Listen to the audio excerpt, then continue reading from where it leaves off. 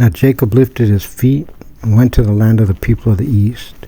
And he looked, and behold, a well in the field, and behold, 3 flocks of sheep lying beside it. Because from that well they would water the flocks, and a huge rock was upon the mouth of the well. And all the flocks would gather there, and they would roll the rock off the mouth of the well and water the sheep. And then they would return the rock unto the mouth of the well to its place. And Jacob said to them, My brothers, where are you from? And they said, We are from Haran. And he said to them, Do you know Laban, the son of Nahor? And they said, We know him. And he said to them, Are things going well with him? And they said, Things are going well, and behold, his daughter Rachel is coming with the sheep. And he said, The day is yet long. It is not the time to take in the livestock. Water the sheep and go pasture. And they said, We cannot do that until all the flocks are gathered together. And they will roll the rock off the mouth of the well, and we shall then water the sheep. While he was still talking with them, Rachel came with her father's sheep, for she was a shepherdess. And it came to pass, when Jacob saw Rachel, the daughter of Laban, his mother's brother, and the sheep of Laban, his mother's brother, that Jacob drew near and rolled the rock off the mouth of the well, and he watered the sheep of Laban, his mother's brother. Jacob kissed Rachel, and he raised his voice and wept. And Jacob told Rachel that he was her father's kinsman, and that he was Rebekah's son, and she ran and told her father.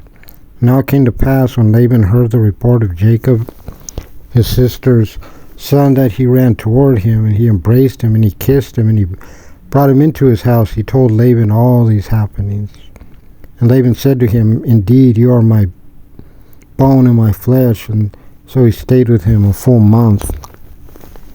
And Laban said to Jacob, Because you are my kinsman, should you work for me gratis?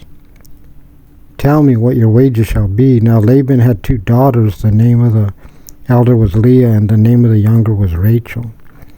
Leah's eyes were tender, but Rachel had beautiful features and a beautiful complexion. And Jacob loved Rachel, and he said, I will work for you 7 years for Rachel, your younger daughter. And Laban said, It is better that I give her to you than I should give her to another man. Stay with me. So Jacob worked for Rachel 7 years, but they appeared to him like a few days because of his love for her. And Jacob said to Laban, Give me my wife, for my days are completed, that I may come to her. So Laban gathered all the people of the place, and he made a feast. And it came to pass in the evening that Laban took his daughter Leah, and he brought her to him, and he came to her. And Laban gave Zilpah his maidservant to his daughter Leah as a maidservant. And it came to pass in the morning, and behold, she was Leah. So he said to Laban, What is this that you have done to me? Did I not work with you for Rachel? Why have you deceived me? And Laban said, It is not done so in our place to give the younger one before the firstborn.